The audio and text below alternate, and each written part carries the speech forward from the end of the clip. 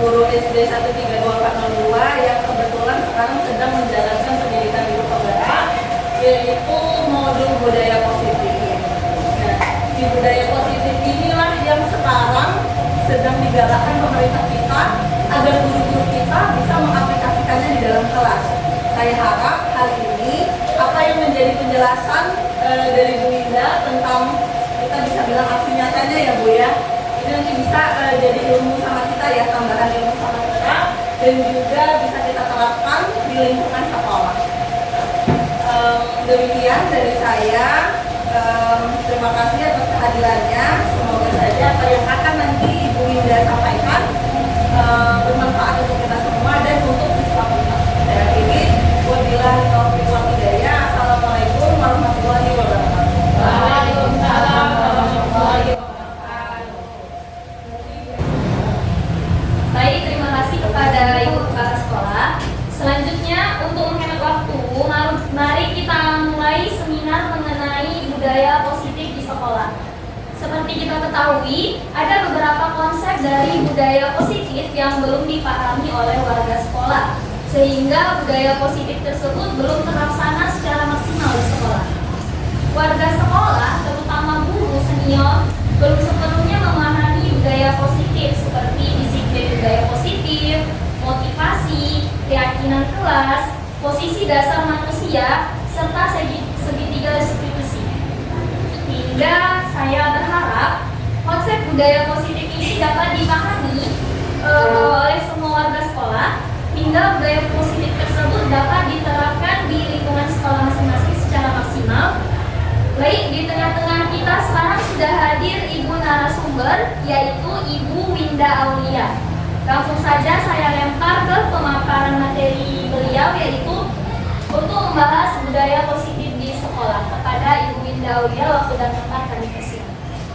Terima kasih kepada moderator telah memberikan saya waktu dan tempat untuk mempresentasikan tentang budaya positif yang akan kita laksanakan sepenuhnya secara maksimal di SD 132402. Nah, sebelum kita melanjutkan ke materi, kita akan buat dulu kesepakatan pada forum diskriminasi kita. Yang pertama di sini ada 3 yang saya buat sebagai pancingan. Yang pertama, menghargai semua orang. Kira-kira ibu-ibu setuju dengan yang pertama? Setuju. Yang kedua, menjadi pendengar yang baik. Setuju? Setuju.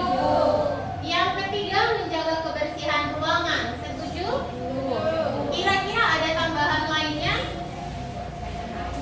Ada? Coba angkat tangan ibu. Miss Dila? Miss Dila, apa itu Miss? Men-silentkan HP. Oke ya, saya tambahkan ya.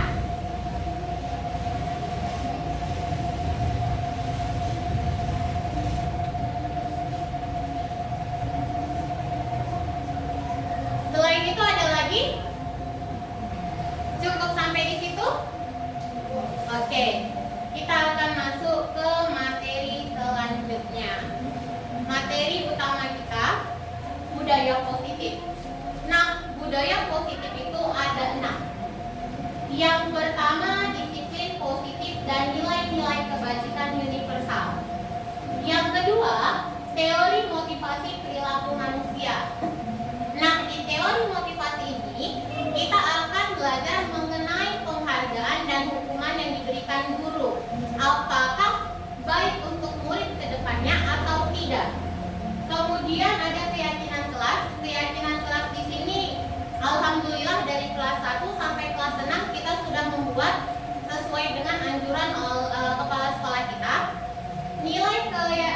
Keyakinan kelas ini akan berkaitan dengan nilai-nilai kebajikan universal nantinya. Kemudian ada kebutuhan dasar manusia. Di sini ternyata kebutuhan dasar manusia itu nantinya lebih diarahkan ke psikologis rata-rata. Itu nanti bisa diberikan oleh guru. Kemudian ada posisi kontrol guru. Di sini nanti akan ada 5 posisi kontrol. Yang rata-rata yang 2 itu tidak baik kalau bisa dikurangi. Dan yang pertama itu nanti ada satu yang paling baik. Itu berkaitan dengan manajer. Kemudian ada segitiga restitusi. Di sini tuh menyelesaikan masalah. Kita masuk ke disiplin positif dan nilai-nilai kebajikan universal. Nah, kita akan saling berhadapan, tolong berdiri. Saya minta tolong berdiri. Ibu-ibunya Jino berdiri. Ini game namanya game cobalah membuka.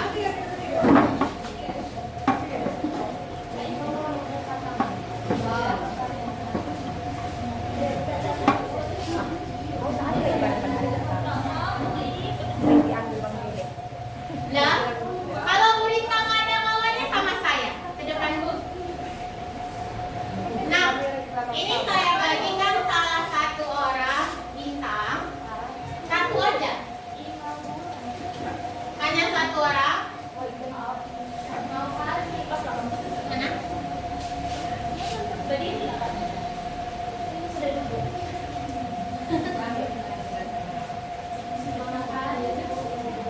Hati nanti. Ingin tulis bilang agak ini ya Miss bilang. Satu aja. Dari dua orang hanya satu yang dapat bintang. Nah, caranya anggaplah bintang yang saya beri tadi bintang. Anggaplah bintang tadi itu adalah barang paling berharga. Paling berharga dari diri kalian.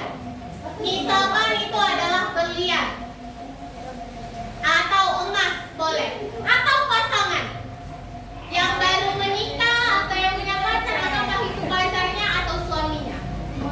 Nah, satu orang yang tidak diberikan bintang itu akan mencoba untuk membuka tangan temannya, tapi tidak dengan cara dibuka, ya, tapi dengan cara boleh menawarkan uang, boleh dengan mencaci maki atau menghina, menghadik temannya.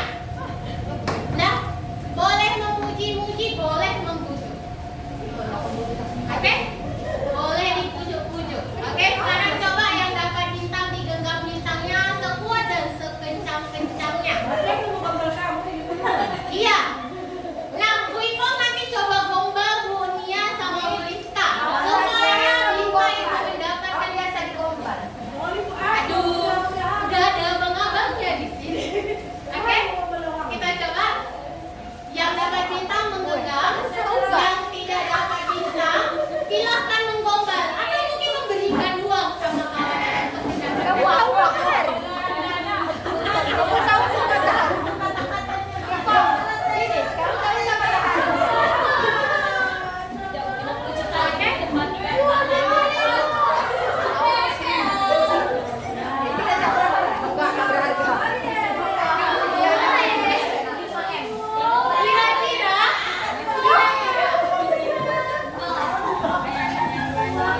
Oke, udah?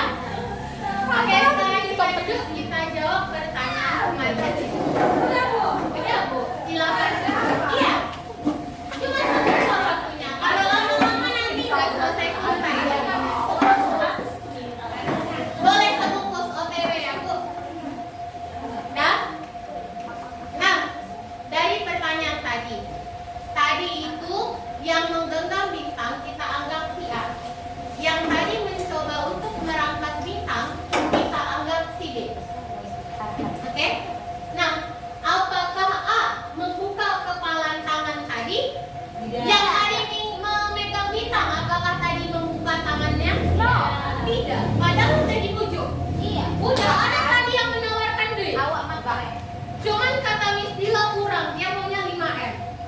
Ada yang 50 juta. Ada yang 50 juta. Bagi jangan. Nah, jadi tidak mau dibuka.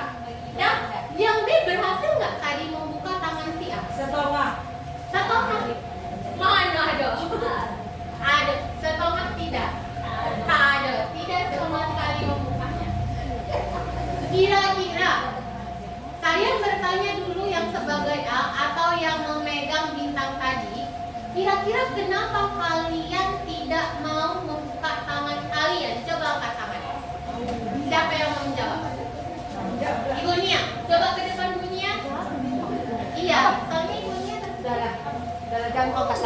jatuh gini tangan. Ya, di sini Miss Dila. Kenapa kira-kira? Tadi kan konsepnya tentang di sekolah yang bersama. Jadi ditawarkan dengan apa? Tidak bisa digantikan. Tidak bisa digantikan. Terima kasih Bu Nia. Nah, kata Bu Nia, bintang tadi itu kan sesuatu yang berharga bagi Bu Nia. Jadi mau berapapun tadi ditawarkan oleh Ibu Ipon, Ibu Nurangga, Bu Nia tidak mau. Terus kalau Miss Dila kira-kira menurut Miss Dila bagaimana? Udah jatuh bintangnya. Ada jauh kan? Oh, udah dapat. Tenang Miss Dila, masih ada satu. Oke? Nah, terus yang pertanyaan kedua. Apakah pemegang bintang tadi menutup kepala tangannya? Iya. Kenapa tadi kira-kira Bu Rizka? Jangan diambil. Biar tidak diambil Ibu Nurangga. Nah, dalam kegiatan ini saya bertanya, sesungguhnya siapa yang megang kendali akan kontrol untuk membuka dan menutup kepala tangan? Si A. Diri sendiri, terutama si A. Nah, oke. Sebenarnya gini, mau seberapa hebatnya orang kontrol diri kita, tapi kontrol itu terdapat pada diri kita sendiri. Mau kita istilahnya disuruh untuk membuang sampah, tapi dari jiwa kitanya tidak mau membuang sampah, tetap pasti endingnya akhirnya kitanya nggak bakalan membuang sampah tepat pada tempatnya. Nah, kita masuk ke teori kontrol seperti tadi. Nah, Dr. William Glasser menyatakan ada 4 makna dari kontrol. Yang pertama, ilusi guru mengkontrol murid. Di mana ini guru nanti menyuruh murid, tetapi tetap yang memegang kendali dari kontrol tersebut sama seperti si A, adalah murid itu sendiri. Jadi tidak bisa guru yang langsung mengendalikan murid. Tetapi walaupun guru memegang kontrol murid tadi, tetap yang mengontrol murid tadi, tapi tetap murid yang memegang kontrol terhadap dirinya sendiri. Yang kedua, ada ilusi bahwa semua penguatan positif efektif dan bermanfaat. Istilahnya kita membujuk. Kita ini sering membujuk. Kayak jatuhnya nak, buang sampah ke tempatnya ya, supaya kelas kita bersih. Itu termasuk dari ilusi bahwa semua penguatan positif itu efektif dan bermanfaat. Jadi kita itu membujuk murid. Ketiga, ada ilusi bahwa kritik dan membuat orang merasa bersalah dapat memuaskan karakter. Ini juga sering terjadi atau sering kita buat di sekolah. Mana contohnya? Setiap pagi ketika halaman sekolah kita kotor, terus dibersihkan oleh Pak Johan, kita setiap baris pasti mengingatkan kembali, anak-anak buang sampah pada tempatnya ya. Apa nggak kasihan dengan Pak Johan? Pak Johan udah capek membersihkan halaman. Jadi sebagai niat membantunya, kita buang sampah pada tempatnya. Kita sering melakukan ini di sekolah. Dan yang keempat adalah ilusi bahwa semua orang dewasa memiliki hak dan memaksa. Jadi di sini pemaksaan. Murid tetap dipaksa, sehingga ketika kita sering memaksa murid di sini, murid itu kayak merasa memunculkan rasa dendam tersendiri kepada si guru karena terlalu mengkontrol atau memaksanya. Nah, untuk itu untuk merubah sikap kontrol kita tadi, kita harus merubah sikap dan perilaku kita.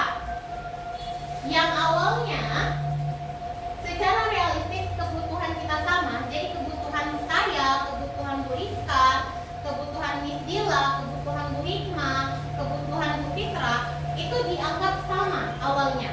Tapi ternyata sebaiknya posisi kontrol itu setiap orang itu memiliki kebutuhan yang berbeda. Dalam hal kebersihan, contohnya, guru itu pengen kinclong di kelas, tapi murid-murid kan bisa saja berbeda makna atau keinginan kebutuhan tentang kebersihannya. Bisa aja dia itu kebersihannya itu ya standar, tidak harus kinclong semua-semuanya, tapi hanya cukup ya tidak ada sampah, ada pasir ya dianggapnya bersih. Tapi kalau misalkan guru ya menganggapnya harus kinclong. Nah, itu tadi ya teori yang kontrol yang pertama, stimulus pertama. Yang stimulus kedua, semua orang melihat hal yang sama. Jadi berprinsip bahwasanya yang ini adalah baik, membuang sampah adalah baik. Ternyata ada teori, untuk teori kontrolnya setiap orang memiliki gambaran yang berbeda. Contohnya sampah. Bagi segelintiran orang, sampah itu kotor. Kita buang ke tempat sampah. Tapi bagi segelintir orang, sampah itu adalah salah satu yang bisa dijadikan uang, ya kan? Dijadikan uang, bisa dibelinya untuk tempat makan. Jadi itu tadi pemahamannya. Jadi berbeda. Jadi tidak bisa disamakan persepsi orang. Kemudian yang ketiga, kita mencoba mengubah orang agar berpandangan sama yang kita. Ini lebih jatuhnya memaksa. Pandangan Bu Mutia harus saya samakan dengan pandangan saya. Pandangan Bu Ipit harus saya samakan dengan saya. Tidak. Jadi setiap orang itu pasti memiliki pemikiran yang berbeda-beda. Contoh misalnya, Bu Seriana tadi membawa anak-anak belajar di Taman Sudirman, ya kan? Kita dari kelas 1 sampai kelas 5 itu belajar di dalam kelas. Nah, setiap orang itu memiliki pemandangannya. Bisa aja nanti belajar di taman itu lebih membuka wawasan anak-anak. Ada yang istilahnya seperti saya termasuk guru yang takut untuk melakukannya karena takut berbahaya. Nah, jadi itu tergantung orang, kita tidak bisa menyamakan pemikiran kita. Lanjut, yang keempat, perilaku buruk dilihat sebagai suatu kesalahan. Contoh, berbohong ini kan selama ini kita berpikir itu perilaku yang jahat. Tapi ternyata di teori kontrol semua perilaku memiliki tujuan. Pasti anak berbohong ada tujuannya. Tidak mungkin tidak. Pasti ada alasan dia berbohong. Misalkan dia berbohong.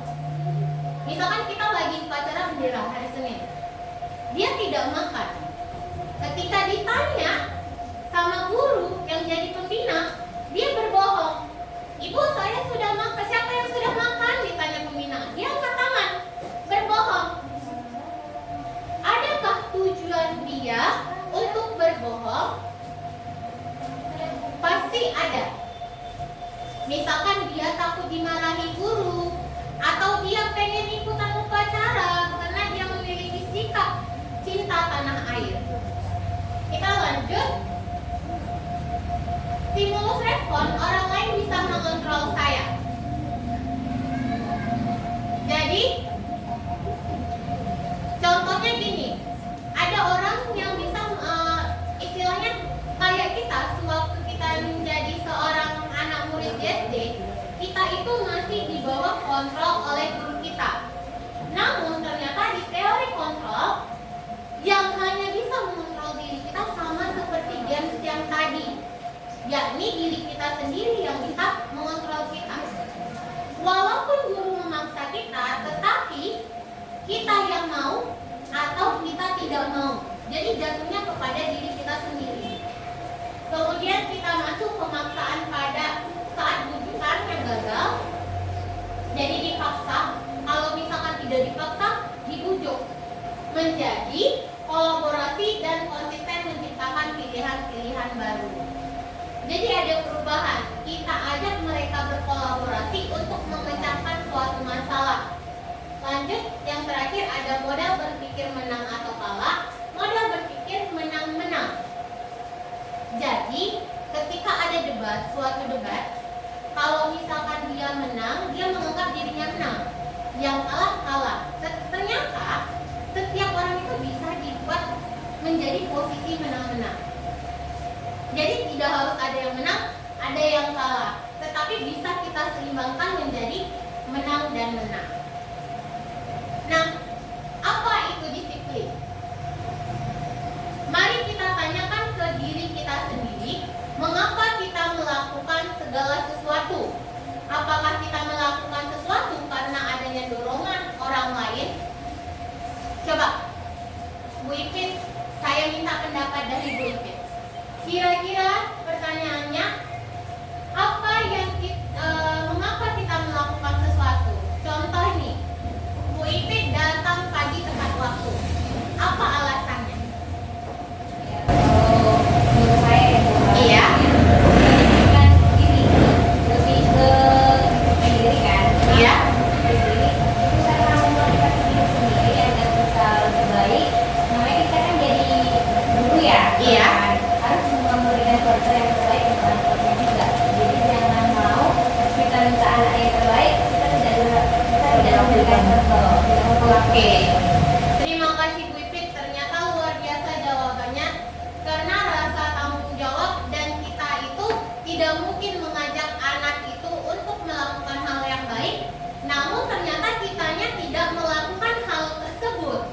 Dan apakah kita melakukannya karena dorongan dari orang lain? Kalau Bu Ipit tadi tidak. Apakah kita melakukan sesuatu itu dengan dorongan orang lain? Pasti tidak. Nah, apabila kita tidak melakukannya, kita termasuk melaksanakan yang namanya disiplin. Nah, seseorang yang memiliki disiplin diri berarti mereka bisa bertanggung jawab.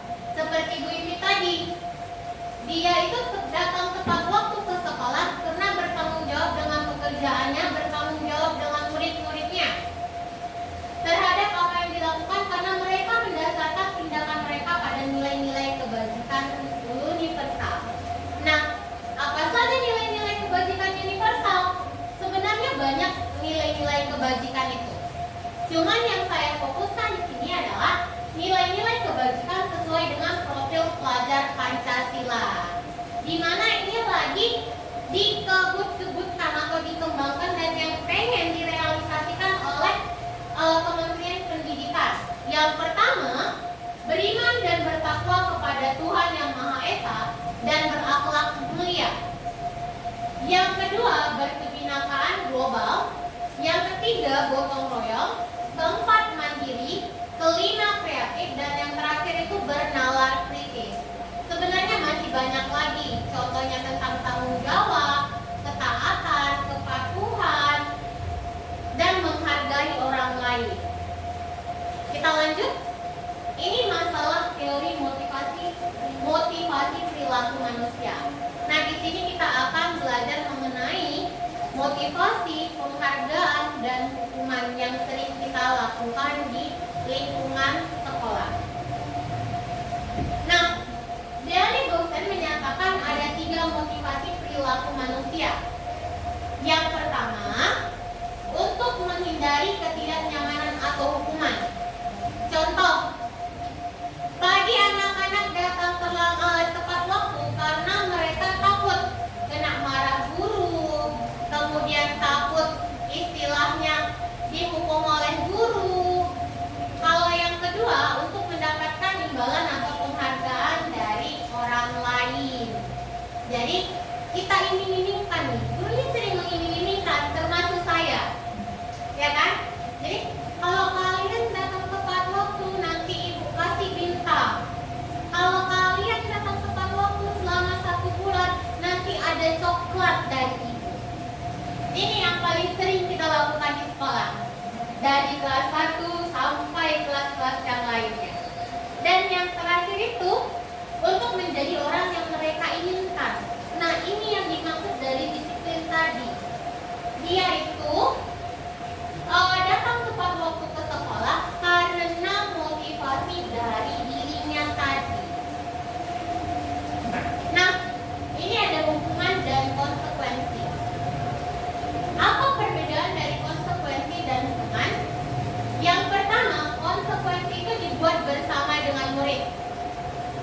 kedua, hukuman itu dibuat secara tiba-tiba. Jadi, hukuman itu tidak ada kita buat bersama dengan murid, tapi kalau konsekuensi dibuat bersama murid. Ketika kita melanggar suatu keyakinan yang kita buat bersama, ada konsekuensinya. Jadi itu yang namanya istilahnya dibuat bersama. Nah, di sini ada kuis. Kita akan memilih apakah ini merupakan hukuman atau konsekuensi. Oke? Berlari di lapangan sekolah karena terlambat datang ke sekolah. Ini saya minta, kalau hukuman apa alasannya? Kalau dia konsekuensi apa alasannya? Ada yang berani menjawab? Senyum-senyum ini. Hukuman. Miss Dila bilang hukuman. Kenapa Miss Dila bilang hukuman? Karena ketika dia datang ke sekolahnya terlambat, kalau dia konsekuensinya itu ya bisa ngajin gitu. Tapi kalau di lapangan itu Udah termasuk hukuman. Ya, benar. Ini merupakan jawabannya, ini kita jawab itu memang jawabannya hukuman, karena hukuman itu dibuat tiba-tiba. Tidak ada istilahnya ketentuan di sekolah menyatakan bahwasanya kalau terlambat datang ke sekolah harus berlari di lapangan sekolah. Kita lanjut. Membersihkan kelas karena sudah membuang sampah sembarangan di kelas. Ini hukuman atau konsekuensi? Kira-kira Bu Rika apa jawabannya? Menurutnya Bu Rika tadi konsekuensi. Kita lihat jawabannya benar atau salah.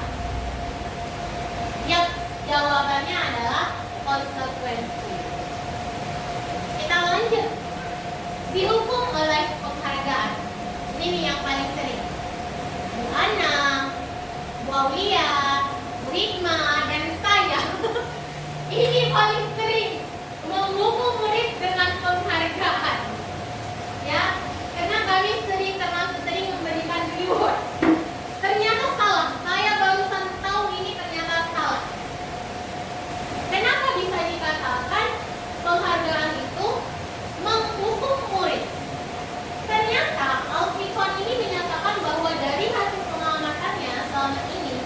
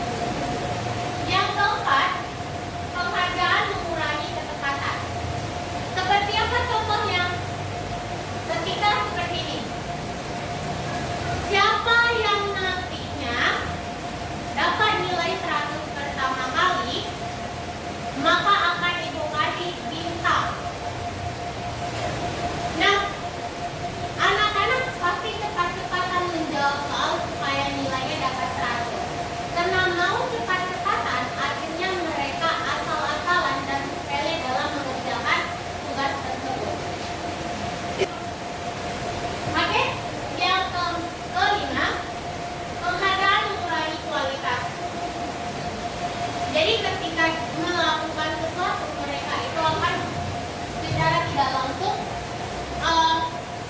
mengurangi kreativitas dan juga kualitas mereka sendiri dalam menyelesaikan sesuatu. Kemudian ada penghargaan mendukung. Itu tadi contohnya seperti anak-anak tadi istilahnya terhubung karena dia tidak mendapatkan penghargaan. Tentang keyakinan kelas. Jangan sampai banyak amat jelas. Oke, kita lanjut keyakinan kelas. Nah, keyakinan kelas ini udah kita laksanakan dari kelas 1 sampai kelas 6. Maka yang pertama kita sudah menggunakan yang namanya kurikulum merdeka. Nah, di kurikulum merdeka itu dianjurkan memang kita membuat keyakinan atau kesepakatan kelas sesuai dengan nilai-nilai universal tadi. Yang utamanya itu adalah 6 profil pelajar Pancasila. Yang kelima di kelas sudah dibuat keyakinan kelas. Bu Ipin sudah? Sudah. Bu Seliana sudah? Bu Mutia sudah buat keyakinan kelas di kelas?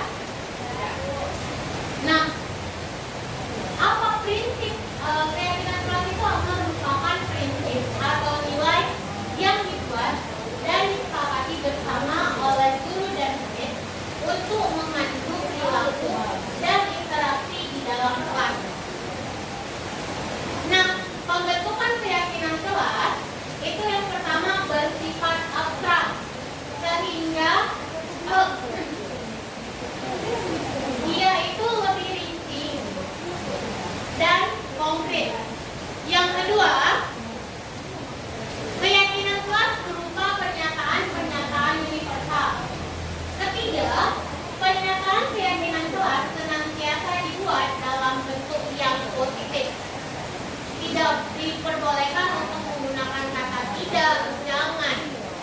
Dan kemudian keyakinan kelas hendaknya tidak terlalu banyak sehingga mudah diingat dan dipahami oleh semua warga kelas. Di kelasnya Bu Rizka sudah buat kesepakatan kelas? Kira-kira ada berapa banyak?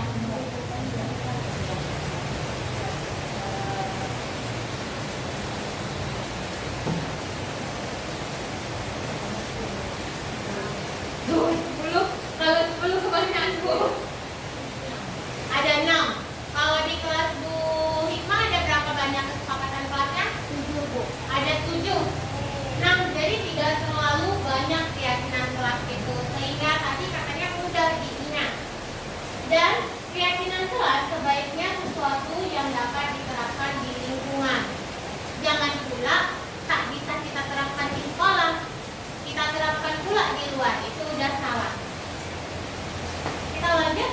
Semua warga kelas hendaknya ikut berkontribusi dalam pembuatan keyakinan kelas. Jadi pembuatan keyakinan kelas itu tidak hanya guru yang membuat, tetapi guru dan murid bersama-sama membuat keyakinan kelas. Yang terakhir, bersedia meninjau kembali keyakinan kelas dari waktu ke waktu. Jadi keyakinan kelas itu bisa kita rubah ketika keyakinan kelas yang kita buat tidak sesuai atau tidak cocok dilaksanakan di dalam kelas itu, atau mana tahu ada yang ingin ditambahkan atau dikurangkan. Oke? Nah, berikut adalah pembuatan atau prosedur dalam pembuatan keyakinan kelas.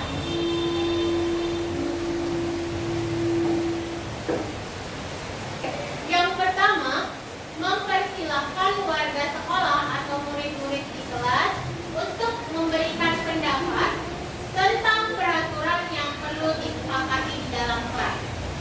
Jadi nanti biasanya itu dikasih berupa kertas, atau misalkan kita berdiskusi tanya jawab dengan murid, kira-kira keyakinan yang seperti apa yang kita inginkan di dalam kelas. Kedua, mencatat semua masukan para murid di papan tulis atau di kertas besar.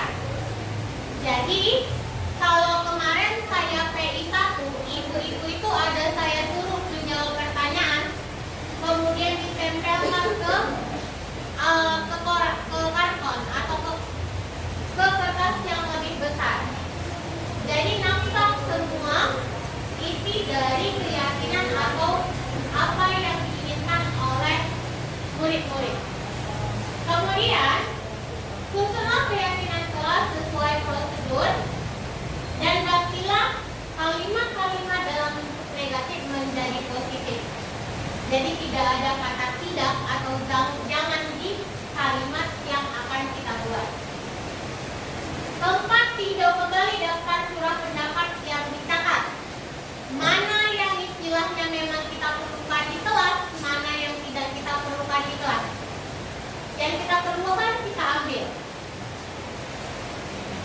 Kemudian tinjau ulang keyakinan kelas secara bersama-sama. Setelah kita buang tadi tuh, kita ambil, kita rembukan kembali bersama anak-anak. Kemudian yang keenam, keyakinan kelas dibuat, maka semua warga kelas dipersilakan meninjau ulang dan menyetujui.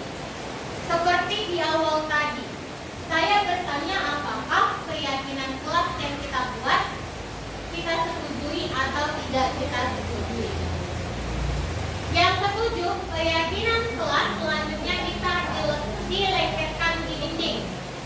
Supaya mudah diingat, dilengketkan di dinding supaya anak-anak kalau lupa, oh ini ternyata keyakinan kelas kami. Nah, kita masuk ke materi keempat. Agak panjang hari ini.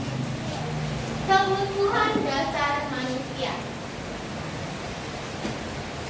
Kebutuhan dasar manusia itu ada 5. Yang pertama kebutuhan bertahan hidup.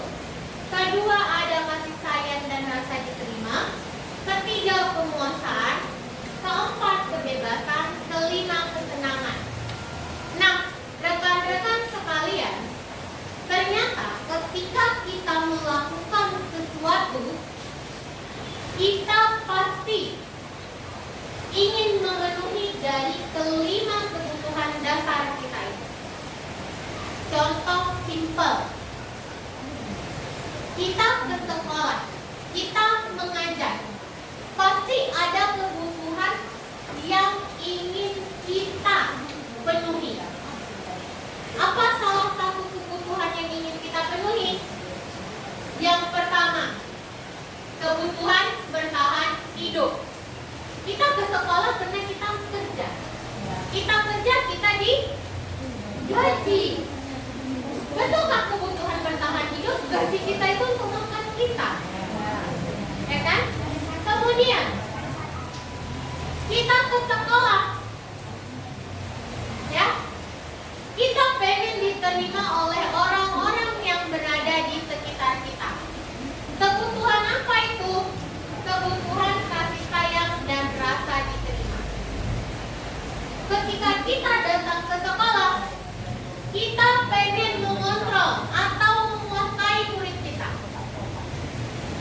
Kebutuhan apakah yang pengen kita butuhi di sekolah? Penguasaan. Ketika kita pengen ke sekolah supaya contoh kita bebas. Bu Rista contohnya punya anak kecil di rumah, mengurus anak kecil di rumah, ganti pampers, contohnya memandikan. Nah, supaya bebas dari yang namanya kegiatan di rumah tadi, dia datang ke sekolah. Berarti itu termasuk kebebasan. Kemudian kesenangan. Supaya kita happy, bisa ketawa-ketawa di sekolah. Itu berarti kita memenuhi yang namanya kebutuhan dasar kesenangan kita. Jadi kita bersenang-senang di sekolah ini. Nah, di sini juga ada ya.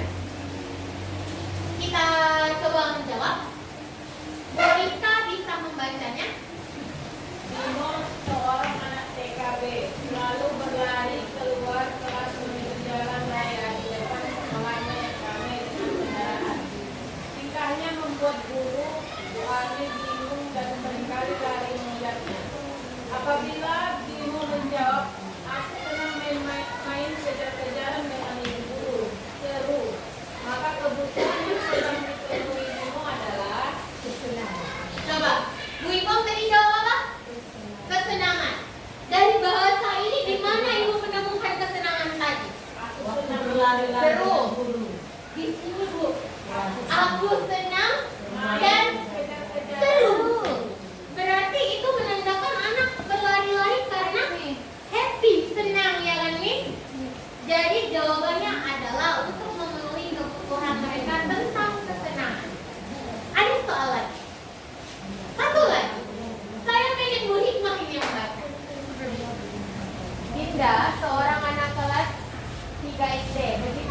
di rumah sepulang dari sekolah menangis dan mengadu pada ibunya bahwa dia benci pada Ibu Rani, gurunya.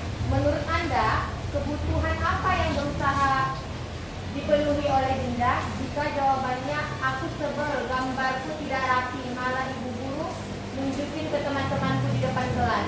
Kira-kira apa? Ini agak-agak gitu ya kan? Kesal. Hah? Kesal ya. Kira-kira kebutuhan dasar apa? Tadi ada 5. Kebutuhan pokoknya, kemudian ada rasa diterima, kemudian ada penguasaan, kebebasan, kesenangan. Kira-kira ini apa?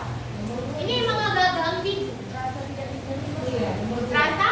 Tidak diterima. Rasa diterima, bukan tidak Rasa diterima.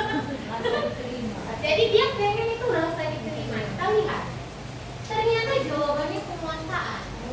Dia pengen menguasai atau mengambil simpati dari teman-temannya. Jadi jawabannya itu ada penguasaan. Memang agak indigo. Saya awalnya juga menjawab ini. Itu adalah rasa diterima. Ternyata saya juga salah waktu menjawab soalnya kemarin.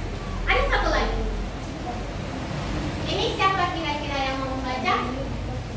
Ibu Fitra Imanda bisa? Boleh?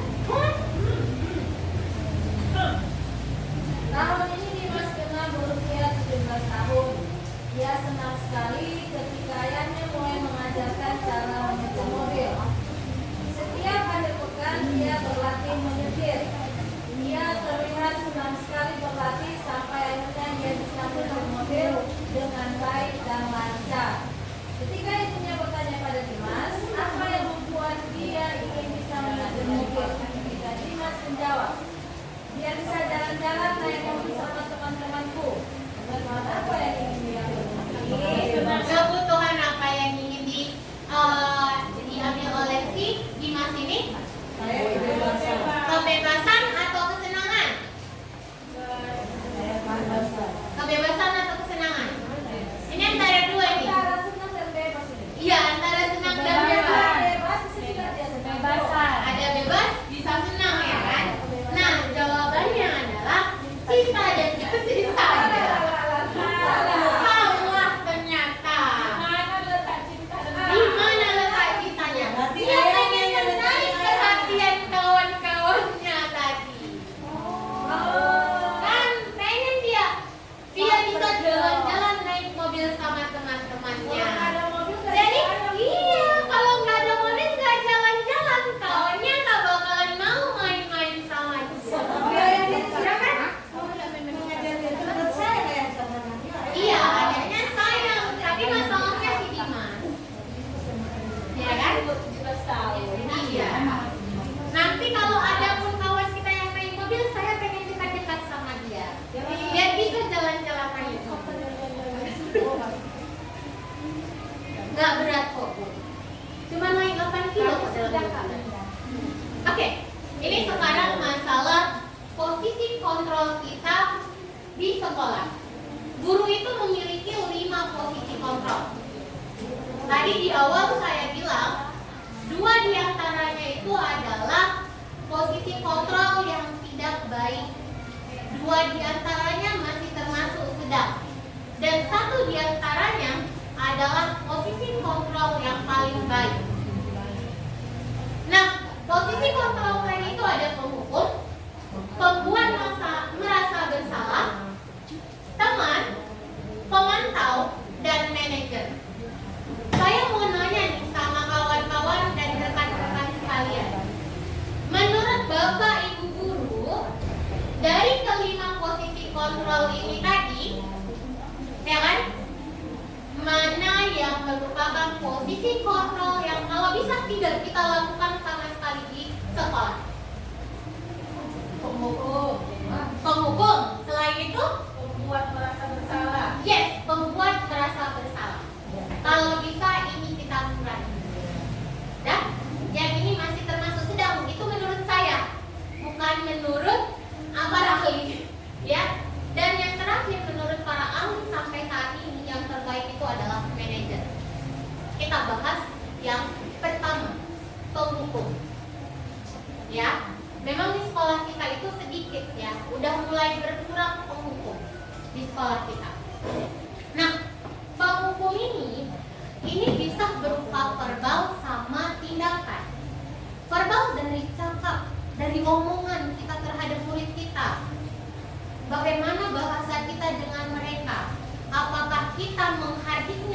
itu udah termasuk hukuman. Hardikan itu udah termasuk hukuman. Terus kalau misalkan berupa tindakan, pasti kita bisa contohnya tadi mencubit anak, kemudian nanti istilahnya menjewer anak, itu udah termasuk tindakan penghukum. Nah, penghukum ini biasanya itu guru atau pembicaranya itu yang pertama berbahasa kasar, ya, dengan postur diri yang tinggi dan mata melotot. Itu biasanya ciri-ciri orang yang sedang menghukum, sehingga orang yang sedang dihukumnya itu takut dengan dia. Nah, apa penyebab dari posisi kontrol penghukum? Anak nanti bisa merasa marah, bahkan dendam kepada kita. Itu jatuhnya posisi kontrol sebagai penghukum tadi. Jadi kalau bisa dan sebaiknya posisi kontrol ini kita hapus sama sekali. Nah, yang kedua, posisi kontrol pembuat merasa bersalah. Apa contoh posisi kontrol pembuat merasa bersalah? Ini sistemnya kita membuat anak merasa melakukan kesalahan. Nah, bagaimana ciri-ciri orang atau guru yang memposisikan dirinya sebagai pembuat merasa bersalah? Yang pertama itu adalah ketika kita itu istilahnya membujuk, istilahnya gini, guru itu menggunakan bahasa-bahasa yang istilahnya ramah, lembut, tetapi istilahnya menyelkit. Kalau kita bilang menyelkit, membuat sakit drop gitu ke hati lah. Gimana itu? Contohkan. Contoh gini, yang waktu awal tadi pertama kali saya bilang, kan ada posisi membuat merasa bersalah. Oh anak-anak, tolonglah jaga kebersihan, buanglah sampah pada tempatnya. Apa tak kasihan menengok Pak Johan membersihkan halaman sekolah? Apalagi tiap hari sekarang hujan. Tak mungkin Pak Johan menyapu atau membersihkan halaman hujan-hujan. Kalau Pak Johan sakit nanti gimana? Siapa yang mau membiayai pengobatan Pak Johan? Jadi itu sudah termasuk ke posisi kontrol membuat merasa bersalah. Nah, apa nanti konsekuensi dari pembuat merasa bersalah ini ketika guru melakukan posisi kontrol ini? Konsekuensinya adalah anak merasa bahwa dirinya itu buruk. Nah, yang ketiga, ada posisi kontrol sebagai teman. Di sini posisi guru itu biasanya dekat atau akrab sama murid. Dia biasanya ngobrol dengan ramah. Tapi konsekuensi dari posisi kontrol sebagai teman ini adalah murid bakalan terus-terusan mengharapkan bantuan atau mengharapkan istilahnya gurunya untuk melakukan sesuatu.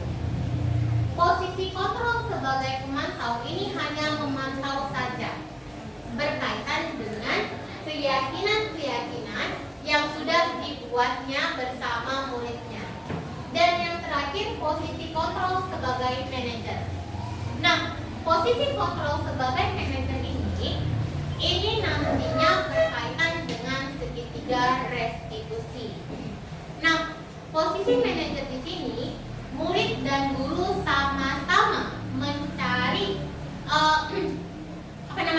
solusi untuk masalah yang terjadi. Jadi bukan hanya guru aja yang memberikan solusi, tetapi bersama. Seperti saat kita coaching dengan kepala sekolah, solusinya itu kita cari bersama-sama dengan kepala sekolah. Nah, kita masuk game. Oke. Saya kecewa sekali dengan kamu. Kira-kira itu posisi kontrol sebagai apa?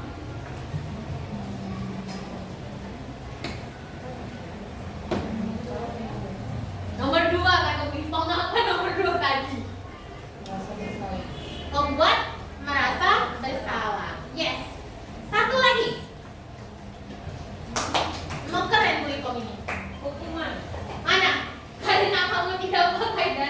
Berkeliling lapangan. Betul Bu Rizka. Jawabannya adalah hukuman. Ada jadi satu lagi? Oh enggak. Oke, kita lanjut segitiga restitusi. Apa sih segitiga restitusi? Segitiga restitusi ini adalah cara pemecahan masalah supaya anak tadi yang merasa dirinya gagal kembali menjadi lebih baik lagi. Nah, ada 3 langkah dari segitiga restitusi ini. Yang pertama, menstabilkan yang namanya identitas. Di mana menstabilkan identitas? Menyatakan bahwa semua orang itu pernah berbuat kesalahan. Murid pernah buat kesalahan, guru pernah berbuat kesalahan, bahkan orang-orang yang jauh lebih tua darinya pasti pernah membuat kesalahan. Dan memang sejatinya di mana-mana manusia pasti pernah berbuat kesalahan. Nah, yang kedua, validasi tindakan yang salah. Ini kita nanti akan disuruh bertanya alasan atau mengapa dia melakukan kesalahan tersebut. Yang ketiga, menanyakan keyakinan. Di mana kita itu pasti memiliki motivasi internal supaya memperbaiki kesalahan kita tadi. Ya. Jadi, disinilah menanyakan keyakinan. Oke, di sini kawan-kawan ada video demonstrasi saya yang sudah melaksanakan segitiga restitusi yang sewaktu kita lomba 17 Agustus. Mungkin tidak sesempurna dan sebaik yang mungkin tidak sempurna, tetapi intinya sudah dapat. Di mana di sini sudah melakukan yang namanya yang pertama tadi itu ini menstabilkan identitas, kemudian validasi tindakan dan juga menyatakan keyakinan. Kita putar dulu ya. Nah, ini ada kasusnya. Di sini saya membuat kasus. Mana ya? Jadi praktik. Oke. Melakukan kosong. Akibat termasuk siswa yang sering datang terlambat ke sekolah. Terkadang akibat datang hampir pukul 8 waktu Indonesia bagian barat. Alasan akibat datang terlambat karena sering bermain dengan anaknya hingga lupa waktu untuk berangkat sekolah. Nah, mari simak penyelesaian kasus satu menggunakan hari ini aktiva ibu panggil. Kira-kira gara-gara apa ya? Selamat. Tapi aktiva selamat itu perbuatan yang baik atau tidak? Iya, tidak. Semua orang itu pasti melakukan kesalahan, baik itu ada namanya manusia. Manusia itu pasti berbuat kesalahan. Nah, Atika pasti memiliki alasan kenapa Atika datang terlambat. Dan hari ini kira-kira gara-gara apa? Oh, Atika punya adik di rumah, masih kecil. Kelas 1. Jadi berarti adiknya juga terlambat datang ke sekolah. Ini kalau misalkan gini, kan tadi Atika terlambat gara-gara perasaan bermain di rumah. Ada nggak yang keyakinan yang sudah kita buat tapi Atika disiplin apa? Ya, disiplin apa? Sekarang ini kita mencari solusinya bersama-sama. Kira-kira menurut Atika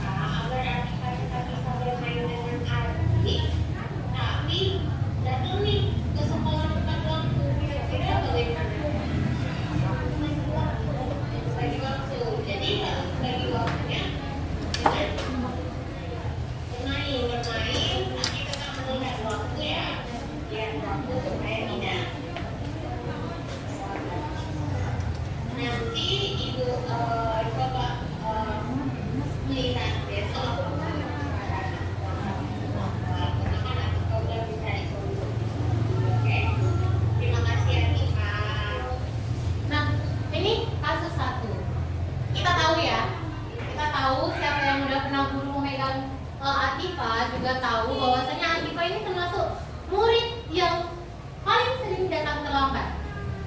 Dengan alasan ternyata Atifa ini itu punya adik sering bermain di rumah. Jadi segitiga restitusi ini walaupun saya yang istilahnya membuat skenario, tapi alasannya terus istilahnya jawaban solusinya itu dari muridnya sendiri. Cuman studi kasus atau skenario-nya aja yang saya buat. Nah, tadi saya ada menyatakan Atifa memang tidak apa-apa, Atifa salah. Ibu juga pernah berbuat salah. Semua manusia pernah berbuat salah. Itu termasuk kalimat yang mencerminkan tindakan yang mana? Apa tadi? Enggak. Tadi ada 3. Merasa dia yang salah. Oh, bukan. Segitiga restitusi ada yang menstabilkan identitas, validasi tindakan, sama menanyakan keyakinan. Oh, tadi ada. Bentar ya Bu, minum. Stabilkan identitas. Apa tadi Bu Hikmah? Stabilkan identitas. Yes. Yang saya tanyakan ketika saya mengatakan bahwasanya Atifa tidak apa-apa, Atifa salah. Ibu juga merasa bersalah. Semua manusia itu pasti mempunyai kesalahan. Itu merupakan menstabilkan identitas, tindakan menstabilkan identitas. Kemudian ada namanya tadi memvalidasi tindakan. Apakah saya tadi sudah ada menanyakan alasan? Ada. Nah, kemudian yang terakhir, yang ketiga, apakah saya ada menanyakan mengenai keyakinan? Ada. Berarti video ini itu udah termasuk dalam segitiga restitusi. Nah, ini ada kasus kedua. Alfa merupakan siswa kelas 2 SD Negeri 132402. Ini juga pernah terjadi waktu Alfar masih di kelas 3. Kalau masih ingat kasusnya. Pada tanggal 10 Agustus, guru Alfa tidak hadir ke sekolah karena ada kegiatan di luar. Hingga Ibu Aulia menggantikan guru Alfa. Namun tiba-tiba Alfa mengucapkan kata kasar di tengah pembelajaran. Pagi Alfa.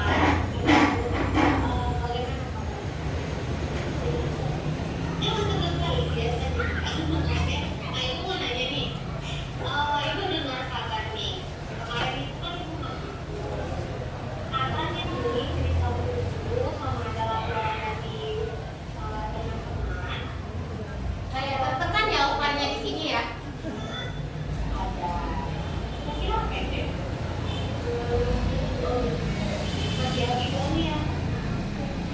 Menurut Alfa, perilaku Alfa itu sudah termasuk perilaku baik kan? Tidak. Sehingga menurut Alfa, ya ini apa? Setiap manusia itu pasti melakukan kesalahan. Alfa melakukan kesalahan, itu pasti pernah melakukan kesalahan. Karena manusia itu tidak luput dari yang namanya kesalahan. Ini tadi tindakan apa? Menstabilkan identitas. Kemudian kita masuk Ini Alfa. Alfa pasti punya alasan. Kenapa waktu belajar kemarin itu mengambil Aulia? Kira-kira apa alasannya? Karena Ibu Aulia dan Ibu saya. Bagi perhatian Ibu Aulia, ini Ibu Aulia itu sebenarnya sama-sama sayang sama semua murid yang ada di sekolah. Cuman mungkin karena perempuan itu istilahnya sedikit lebih lemah daripada anak. Makanya Ibu Aulia lebih perhatian daripada anak perempuan. Nah ini